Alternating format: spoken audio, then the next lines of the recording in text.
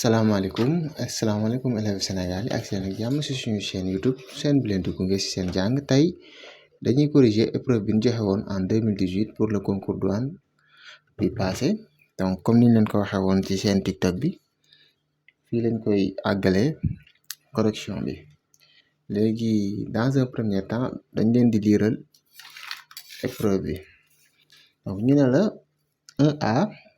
Tracez un triangle ABC puis placez le milieu du segment BC et tracez la droite AD. Donc là, j'ai déjà tracé le triangle, c'est pas compliqué. Donc ce qui reste à faire, c'est de placer le milieu D du segment BC. Vous faites abonner, liker si tu es nouveau dans la chaîne. Ok, mesdames. Donc là dañuy daal di jël suñu compas ok léegi dañuy utiliser la propriété de la médiatrice d'un segment pour placer le milieu D du segment BC. Du coup, je place la pointe du compas sur le point C, ma tracer un arc de cercle de part et d'autre du segment BC, ma garde le même écartement, ma ñëw tegaat compas bi ci B, ma tracer ci B, ma tracer ñaari arc de cercle ci kaw ak ci suuf, donc de part et d'autre du segment BC. Maintenant, ce qui reste à faire, c'est de relier les deux arcs de cercle, les deux points de rencontre. C'est-à-dire da ngay relier ñaari mel na ku leen di relier soo leen relier day jaar ci digg bi day jaar ci point D qui est le milieu du segment BC. Donc placer nga point D, ça c'est pas un souci. Man la monsieur Fall maa leen di présenter vidéo yi donc man maa leen koy présenter également TikTok sous le nom de Falmat 4. D'accord léegi fii nii en fait pare nga première question bi petit a petit b ñu ne la première question bi lan moo ci des sax des na tracer la droite AD. Alors day tracer la droite AD moom da ngay jël sa règle nga teg ko ci A ak ci D nga relier ñaari points yi. Alors une droite est illimitée donc boo ko relier da ngay dépasser point D bi donc la droite AD est prolongée du côté de D et du côté de A. Alors ñu ne la petit b, placez un point P sur le segment BD. Donc da ngay ñëw ci segment BD fu la neex ci segment bi nga placer foofu un point P joxuñu la benn mesure ñoom ñoo la wax loolu ñu ne la et tracer la parallèle à la droite AD passant par P. Donc la parallèle à la droite AD passant par P boo koy tracer mën nga utiliser ñaari méthode. Donc la première méthode c'est d'utiliser la règle l'équerre et la règle comme ça gis nga nii ngay def ni ngay poser équerre bi ak règle bi. Donc l'un des côtés de l'angle droit de l'équerre est posé sur la droite AD, l'autre côté de l'équerre, donc l'autre côté de l'angle droit de l'équerre est posé sur la règle. Donc da ngay poser règle bi foofu nga glisser équerre bi mais sooy glisser da ngay téewaale règle bi fii ci suuf donc nga glisser ba ci point P bi. Alors nga tracer une droite qui passe par P comme ça loolu mooy la droite parallèle à AD passant par P. Alors xam nga dama la waxoon ñaari méthode te deuxième méthode bi da ngay utiliser sa compas nga mel ni kuy tracer le parallélogramme AD P et un point M ici. Donc da ngay def ni boo jëlee sa compas pointe compas bi da nga koy teg ci D nga jël AD segment AD nga ñëw fii teg compas bi pointe bi ci P nga tracer benn arc de cercle balaa ngaa jóge foofu ci point D bi nga jël segment bi PD nga teg pointe bi ci A nga tracer waat beneen arc de cercle gis nga ko. Léegi quatrième point du parallélogramme moom ngay relier ak P nga ko defee da ngay am la droite qui est parallèle à AD. Donc wax naa la ñaari méthode yëpp yaay choisir. léegi nag soo defee loolu ba pare nga continuer sa figure ñu ne la droite qu'on vient de tracer là, cette droite, elle coupe respectivement les droites AB en M. Donc elle coupe la droite AB en M, AB mi ngi nii donc foofu la ñuy def M bi, AB en M, gis nga, et elle coupe la droite AC en N. Donc mooy li ma la doon wax, une droite est illimitée, donc elle coupe la droite AC en M. Donc xam nga man fii segment AC rek laa tracé woon, bu ma prolonger segment bi damay am une droite su ma ko prolonger du côté de A et du côté de B. Donc loolu mooy tax ma am droite, donc dama koy prolonger mu jëm ci kaw, su ko defee dina mën a daje ak le segment MP. fii la ñuy daje, foofu ngay marqué N. D'accord, ñu ñëw voilà ñu continuer. ñu ne la deuxième question, démontrer que PN égale AD fois CP sur CD. Donc loolu il faut nga utiliser figure bi pour démontrer ça. Démontrer que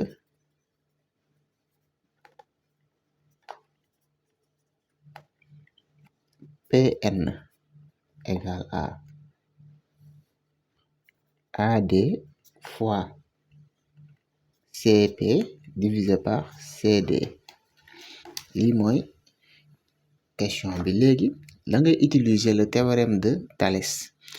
noo koy utiliser fii, il faut nga xool ban triangle ngay utiliser, ñaari triangle yan ñoo nekk en position de Thalès en fonction de liñ la jox, rapport biñ la jox nii.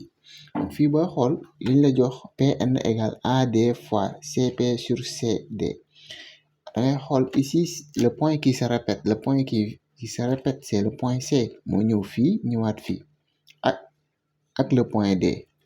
donc vous voyez, léegi soit c'est le point C que tu dois choisir comme un point, le point commun des deux triangles, ou bien le point D. donc booy xool ni point D mënul nekk point commun, donc point C mooy mën a nekk point commun parce que point C mooy jàkkaarloog ñaari droite yi parallèles yi.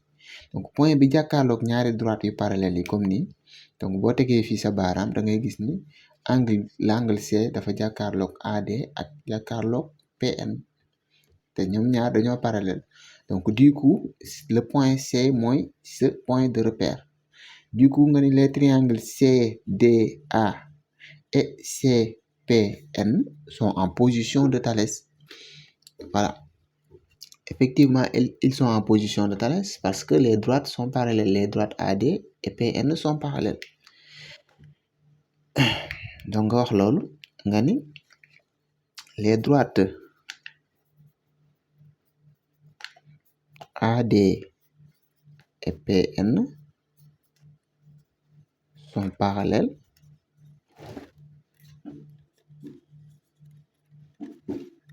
benn ngoog. les points C, D et P sont alignés d'une part. les points wax nga loolu, léegi da ngay indiwaat yeneen point, beneen kii bi point bi. donc tu dis que les points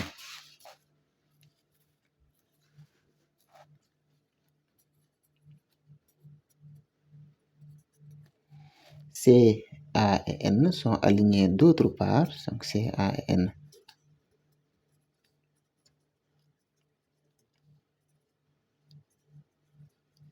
d'autre part, ok.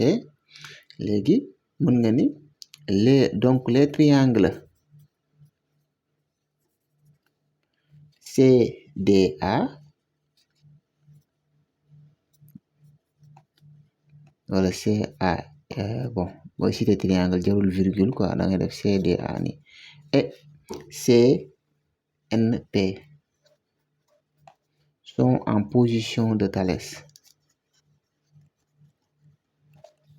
D'accord, les triangles sont en position de Thalès d'après le théorème de Thalès. donc fii théorème ngay utiliser bokkul ak réciproque. Alors d'après le théorème de Thalès mën nañoo wax ni CD sur CP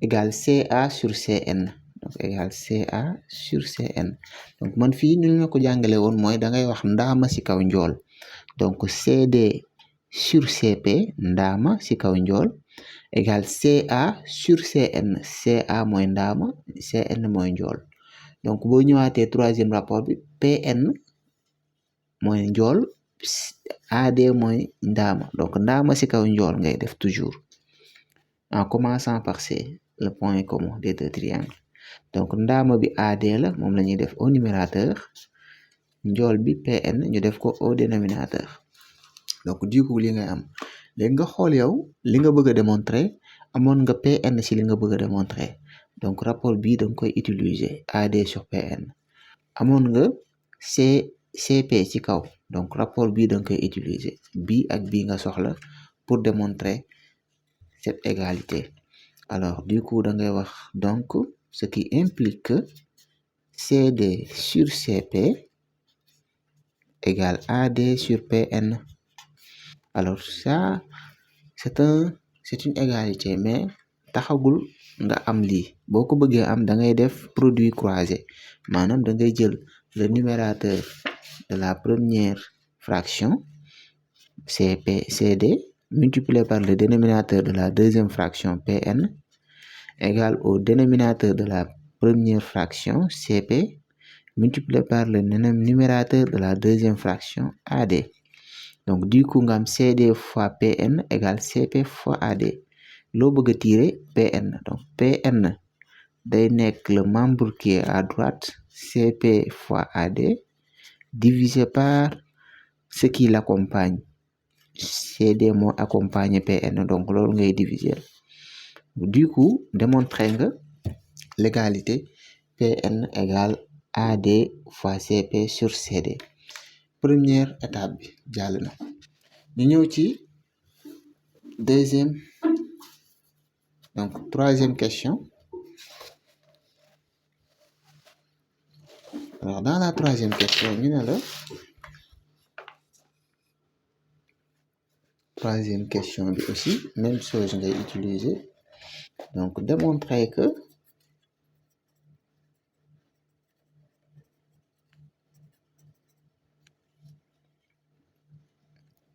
PM égale à AD fois BP divisé par BD du coup lii tamit même procédure ngay utiliser da ngay xool yan ñaari triangle ngay utiliser donc ñaari triangle mi ngi dépendre ci point commun bi donc point commun bi mooy point bi répété wu fii ñaari yoon ñaari point ñooy répété wu ñaari yoon mais point bi la ci arrangé ngay jël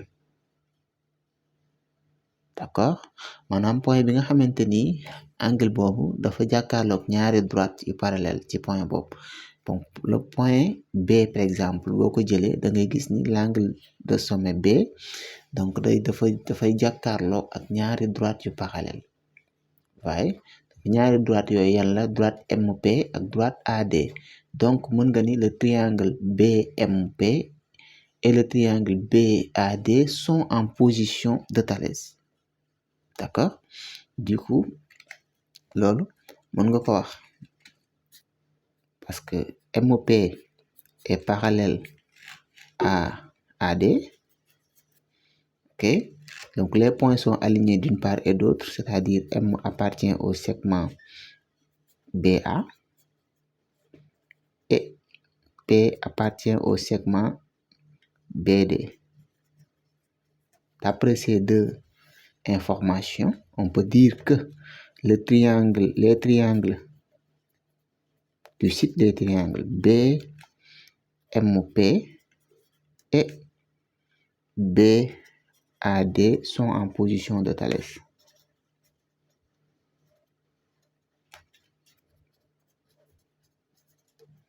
Alors du coup mën nga ni d'après le théorème de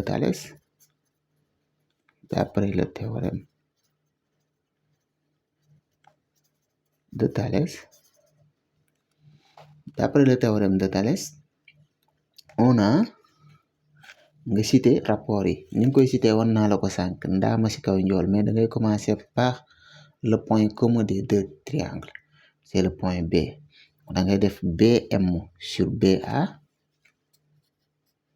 BM sur BA égale BP sur BD, BP sur BD égale également MP sur DA, MP sur DA.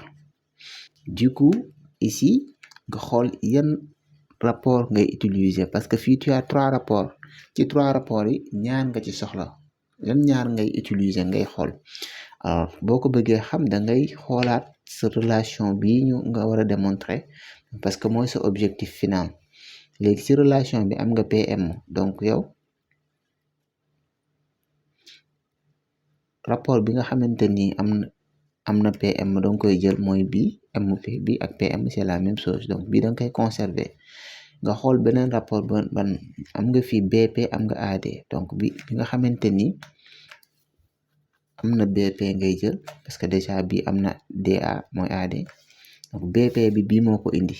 donc ñaari rapport yi ngay utiliser pour pouvoir démontrer l'égalité. BP sur BD égale à PM, MP égale PM, PM sur AD. alors du coup tu fais un produit croisé. Numérateur de la première fraction mooy BP multiplié par le dénominateur de la deuxième fois AD égale dénominateur de la deuxième fraction BD multiplié par numérateur de la première PM. lan nga soxla PM, donc du coup PM égale à ce qui est à gauche mooy ñëw nekk numérateur bi BP fois AD divisé par ce qui accompagne PM, fii facteur bi koy accompagner BD la ngay diviser, toujours c'est comme ça. donc nga retrouver li nga war a démontrer, c'est ce qu'il fallait démontrer dans la troisième question. moo ngi noonu. léegi ñu ñëw ci quatrième et dernière question. ñu ne la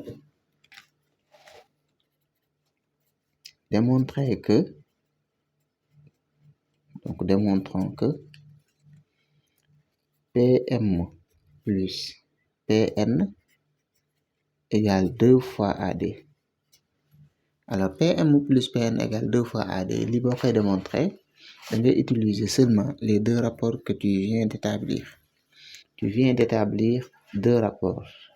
En première étape, tu avais PM égale BP AD fois BP divisé par BD. donc deux rapports PN aussi, tu avais démontré que PN égale AD fois CP divisé par CD. Tu fais quoi? Tu fais la somme des deux membres en membres. Donc tu fais PM plus PN égale à AD fois BP, le tout divisé par BD, plus AD fois CP, le tout divisé par CD. Ensuite, ici, tu peux factoriser par AD. Donc, fi am nga AD. Donc, AD facteur de BP sur BD plus CP sur CD. Donc, du coup, fi xamoon nga ni D est le milieu du segment BD. ok donc or B mi ngi ni waxoon nañ la or D est le milieu du segment BC. donc or D est le milieu du segment BC.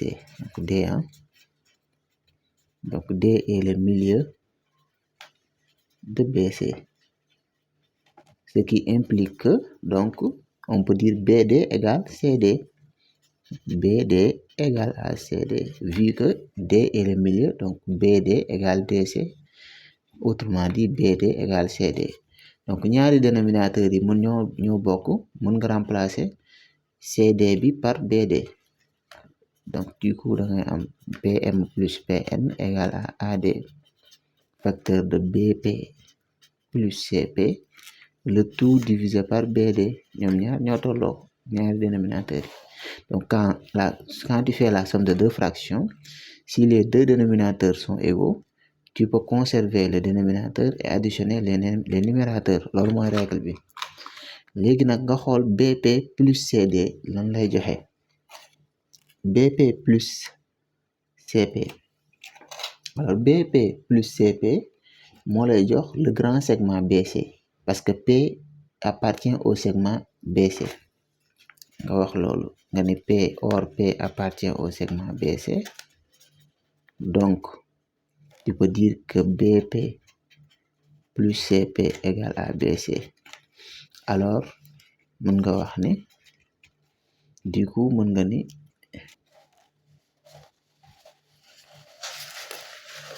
donc ça reste que ça c'est li ci des bëreetul. léegi mën nga remplacer somme bi ci kaw nii. Donc du coup PM plus PN égale à AD multiplié par li ci kaw mën nga ko remplacer par BC. BC le tout divisé par BD. Or D est le milieu du segment BC ba tey loolu mën nga ko utiliser waat.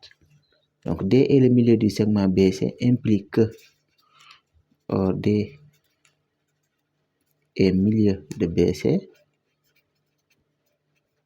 ce qui implique que tu peux dire également que BC est le double de BD parce que D est le milieu de segment BC et le double de BD égale 2 fois BD.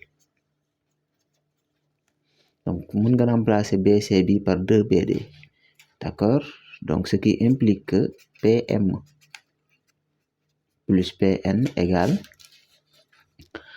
AD fois BC divisé par donc BC bi danga koy remplacer par 2 fois BD sur BD. Donc BD yi day simplifié wu mu des fa 2 fois AD donc 2 AD. donc du coup gis nga ni PM plus PN da lay jox 2 AD. donc lii nga koy démontrer PM plus PN égale 2 fois AD. bu leen fàtte abonné ngeen like dinañ leen corriger exercice 4 bi ci beneen vidéo incha allah. man la monsieur Fall maa leen doon présenter vidéo bi. bul fàtte abonné nga like si tu es nouveau dans la chaîne. Active la cloche de notification pour avoir nos prochaines vidéos. Allez, à bientôt pour une nouvelle vidéo.